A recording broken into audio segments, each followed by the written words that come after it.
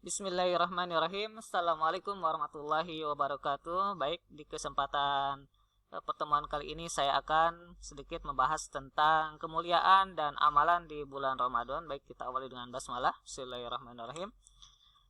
Pertama, kemuliaan bulan Ramadan. Allah Subhanahu wa taala berfirman dalam surat Al-Baqarah ayat 183. A'udzubillahi minasyaitonirrajim. Bismillahirrahmanirrahim. Ya ayyuhalladzina amanu kutiba alaikumus shiyamu kama kutiba alal ladzina min qablikum la'allakum tattaqun. Hai orang-orang yang beriman, diwajibkan atas kamu berpuasa sebagaimana diwajibkan atas orang-orang sebelum kamu agar kamu bertakwa. Yang perlu kita garis bawahi di sini adalah pertama, bahwa yang namanya saum atau puasa itu adalah hukumnya wajib bagi umat Islam yang baru balik maupun yang sudah tua.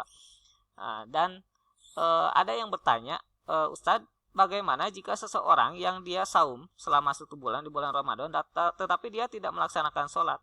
Nah, dari sini kita harus ingat bahwa amalan yang pertama dihisab itu adalah sholat. Kata Rasulullah, jika baik sholatnya maka baik seluruh amal ibadahnya. Tetapi jika buruk sholatnya maka buruk seluruh amal ibadahnya. Gitu. Jadi ibaratnya sholat ini seperti sebuah wadah. Jika wadah tersebut bolong, maka yang terjadi dia tidak akan mampu menampung air sebanyak apapun. Nah, begitu juga dengan sholat. Jika sholatnya bolong, maka amalan yang lain tidak akan pernah bisa tertampung. Jadi percuma gitu kan. Makanya dalam Islam itu hal-hal yang wajib tidak boleh kita ambil sepotong-sepotong atau sebagian-sebagian. Bahkan Abu Bakar radhiyallahu anhu pernah memerangi suatu kaum yang mereka itu melaksanakan sholat tetapi mereka tidak mau membayar zakat. Gitu. Karena bisa jadi sholatnya tidak diterima karena tidak membayar zakat. Karena sholat itu hablum minallah sedangkan zakat hablum minannas. Jadi satu paket. Jadi sholat, zakat, puasa, syahadat dan lain sebagainya itu adalah hal-hal yang wajib tidak boleh ditinggalkan. Yang kedua, bahwa yang namanya saum ini memang diwajibkan kepada orang-orang sebelum kita, gitu kan? Nabi Daud, Nabi Sulaiman dan nabi-nabi yang lain sama juga melaksanakan saum seperti melaksanakan sholat juga. Hanya saja syariat tata caranya mungkin berbeda dengan umat Nabi Muhammad karena Islam yang dibawa oleh Nabi Muhammad adalah Islam yang sudah sempurna, gitu kan? Yang ketiga, bahwa target dari Ramadan ini adalah supaya kita menjadi orang yang bertakwa gitu. Makanya latihan-latihan yang dilaksanakan di bulan Ramadan adalah latihan untuk menjadi orang-orang yang bertakwa. Apa saja sih yang ciri orang-orang yang bertakwa itu? Nah, pertama, paham agama. Jadi tidak mungkin seseorang yang dia bertakwa tetapi dia tidak memahami agamanya sendiri. Dia tidak mengetahui bagaimana tata cara wudhu, sholat, bersedekah dan lain sebagainya. Gitu, makanya dia harus paham, harus berilmu tentang agama Islam. Kedua, menegakkan sholat, menjauhi maksiat, mempersiapkan akhirat dan lain sebagainya. Jadi amalan-amalan dalam Islam itu adalah amalan untuk menjadikan seseorang menjadi bertakwa. Dan kita di bulan Ramadan ini senantiasa melakukan amalan-amalan untuk menambah ketakwaan kita. Yang ketiga, bahwa di bulan Ramadan adalah bulan diturunkannya Al-Quran.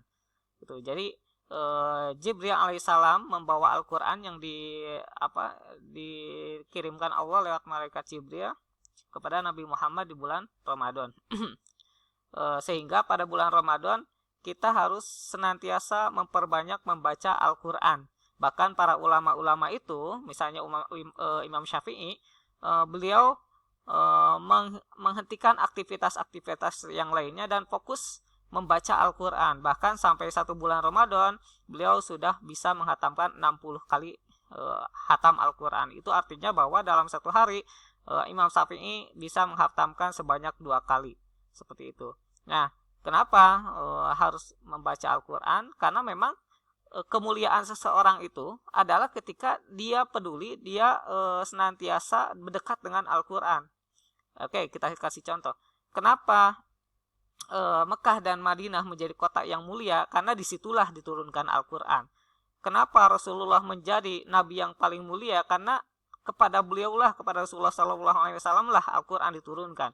Kenapa Jibril menjadi malaikat yang paling mulia di antara malaikat yang lain? Karena lewat malaikat Jibril lah Al-Quran diturunkan. Sampai mushaf Al-Quran kita itu tidak ada orang yang berani menginjak, membakar dan lain sebagainya, kecuali orang-orang dalam kutip tanda kutip gila gitu kan. Bahkan kertas pun menjadi mulia gara-gara Al-Qur'an. Nah, kita sebagai manusia, kita pun sama. Kalau kita ingin menjadi manusia yang mulia, maka senantiasalah berdekat-dekat dengan Al-Qur'an. Karena dengan dekat dengan Al-Qur'an, maka seseorang akan mulia. Allah menghinakan seseorang karena Al-Qur'an, dan Allah pun mengangkat, memuliakan seseorang karena Al-Qur'an. Yang ketiga, selanjutnya, bahwa kata Rasulullah SAW, apabila Ramadan tiba, pintu surga dibuka, pintu neraka ditutup, dan setan dibelenggu.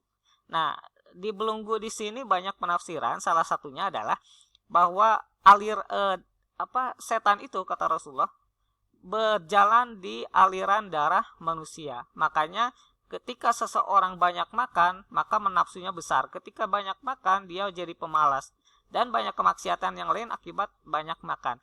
Tetapi ketika seseorang menahan lapar gitu kan, maka aliran darahnya itu lambat, sehingga gerakan setan pun jadi terhambat. Maka kita sering mendengar hadis yang disampaikan bahwa Rasulullah SAW bersabda, bagi seorang bujang yang belum sanggup menikah, maka dia harus memperbanyak berpuasa gitu kan ya, supaya libidonya, supaya hasratnya itu tidak terlalu besar gitu. Kemudian dalam bulan Ramadan ada malam yang lebih baik daripada 1000 bulan, yaitu Lailatul Qadar. Makanya kalau kita hitung dalam dijadikan tahun, maka Lailatul Qadar itu seperti 83 tahun. Kalau kita pada malam itu beramal maksimal, maka insya Allah kita seperti beribadah selama 83 tahun. Nah, antara itikaf dengan Lailatul Qadar itu adalah sesuatu yang berbeda. Itikaf itu adalah cara supaya kita mendapatkan Lailatul Qadar. Tetapi bagi orang-orang yang mungkin tidak bisa beritikaf karena hal yang uzur, misalnya karena bekerja di shift malam dan lain sebagainya, maka ya bisa dia tetap bisa mendapatkan Lailatul Qadar, yaitu dengan cara tetap beribadah di rumah dan lain sebagainya lah, seperti itu. Kemudian bulan Ramadan adalah bulan ampunan, di mana Rasulullah SAW bersabda, barang siapa yang berpuasa Ramadan atas dasar iman dan mengharap pahala, maka ia akan diampuni dosanya yang telah berlalu. Jadi bulan Ramadan, diingat lagi, adalah bulan ampunan. Seandainya Allah tidak mengampuni kita di bulan Ramadan, maka harus di bulan apa lagi Allah mengampuni kita? Karena memang bulan Ramadan adalah bulan ampunan. Harus di bulan apa lagi Allah mengampuni kita kalau misalnya tidak diampuni di bulan Ramadan? Seperti itu ya. Nah, dan ada orang-orang yang memang orang-orang yang merugi. Siapa orang merugi itu? Rasulullah SAW suatu hari ketika hendak berkhutbah, beliau ketika menginjakkan di tangga pertama, Rasulullah mengucapkan amin. Ketika menginjak di tangga kedua, Rasulullah mengucapkan amin. Ketika menginjak di tangga ketiga, Rasulullah mengucapkan amin. Setelah selesai berkhutbah, para sahabat bertanya, ya Rasulullah, kenapa engkau tadi berucap amin? Gitu kan, kata Rasulullah, bahwa tadi Jibril datang dan berdoa, ya Allah laknatlah. Yang pertama, ya Allah laknatlah orang yang masuk ke bulan Ramadan, keluar dari bulan Ramadan tetapi dosa-dosanya tidak diampuni. Yang kedua, laknatlah orang yang orang tuanya masih ada, masih hidup, dua-duanya atau salah satunya kemudian tua tetapi tidak menjadikannya masuk surga. Yang ketiga, laknatlah orang yang ketika disebut nama Muhammad tetapi tidak mengucapkan sallallahu alaihi wasallam gitu. Bayangkan ketika ini adalah Jibril, malaikat yang paling mulia dibandingkan malaikat yang lain, dia datang berdoa, kira-kira dikabul? Ya, tentu saja dikabul. Kemudian yang mengaminkan adalah Rasulullah, manusia paling mulia, manusia yang memiliki keutamaan dibandingkan nabi yang lain. Malaikat Jibril yang mulia, Nabi Muhammad yang mulia, yang malaikat Jibril yang berdoa, Nabi Muhammad yang mengaminkan, ini sesuatu yang luar biasa. Makanya jangan sia-siakan bulan Ramadan ini, kita maksimalkan, mudah-mudahan Allah mengampuni dosa-dosa kita. Kemudian di bulan Ramadan amal ibadah pahalanya dikali lipatkan sampai 700 kali lipat. Kalau misalnya seseorang berinfak 10.000, maka Allah ganti dengan 7 juta. Itu hitungan manusia, tetapi hitungan Allah bisa jadi lebih besar dari itu. Nah, tetap dan kita beramal itu bukan untuk mendapatkan dunia. Kenapa? Karena seandainya setiap ibadah itu untuk mendapatkan dunia, maka niscaya orang-orang kafir itu mereka akan menjadi orang-orang yang terlunta-lunta, menjadi orang yang miskin, menjadi orang yang terlantar. Kenapa? Karena mereka tidak pernah beribadah kepada Allah.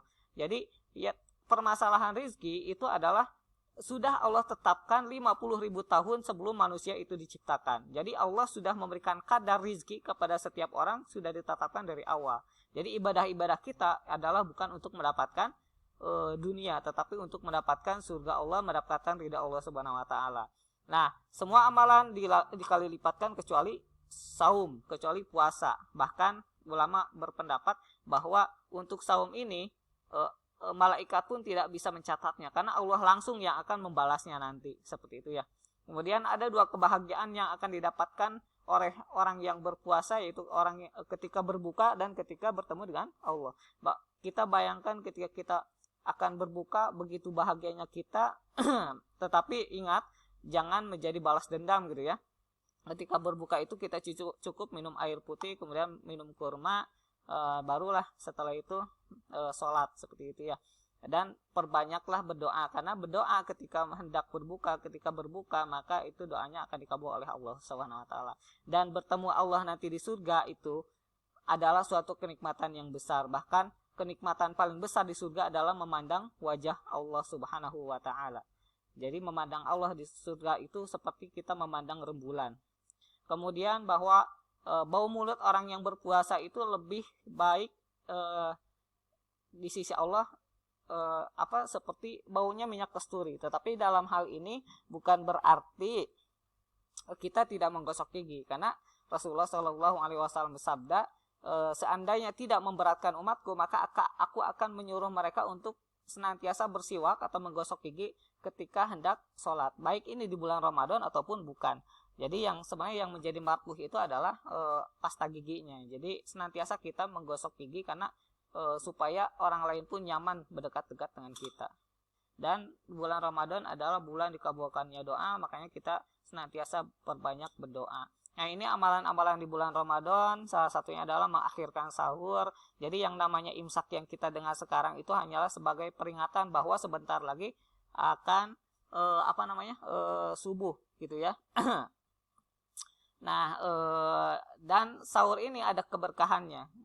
Makanya kata Rasulullah, hendaklah sahur karena dalam sahur itu ada keberkahannya. Kemudian menjegarakan berbuka. Jangan mentang-mentang saya masih kuat kemudian bukanya itu ditelatkan, jangan, tetapi segeralah berbuka. Dan jangan saum 1 hari 24 jam ataupun 22 hari gitu kan, karena itu tidak boleh gitu ya.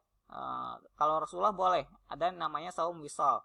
Jadi Rasulullah 2 hari berturut-turut tidak makan dan tidak minum. Ini bagi Rasulullah boleh, karena Allah sendiri yang memberikan makan dan minum ketika Rasulullah sedang tidur dalam mimpi gitu ya. Tetapi kita hukumnya haram. Jadi ada hal-hal yang diperbolehkan bagi Rasulullah tetapi diharamkan bagi kita.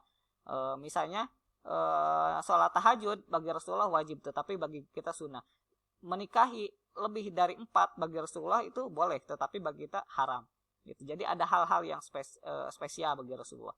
Kemudian berdoa sebelum buka, membaca Al-Quran, sholat malam, memberi berbuka. Nah, ini pahalanya luar biasa. Ketika kita memberi buka orang lain, maka pahala orang yang berpuasa akan kita dapatkan tanpa mengurangi pahala orang tersebut. Gitu. Jadi kalau kita ingin mendapatkan 3 Ramadan, maka selama 1 bulan itu berilah 3 orang makan ketika berbuka, gitu ya. Kemudian memperbanyak sedekah, memperbanyak zikir, itikaf dan lain sebagainya. Baik, itu saja mungkin yang bisa saya sampaikan. Wallahu a'lam bishawab. Mudah-mudahan bermanfaat. Assalamualaikum warahmatullahi wabarakatuh.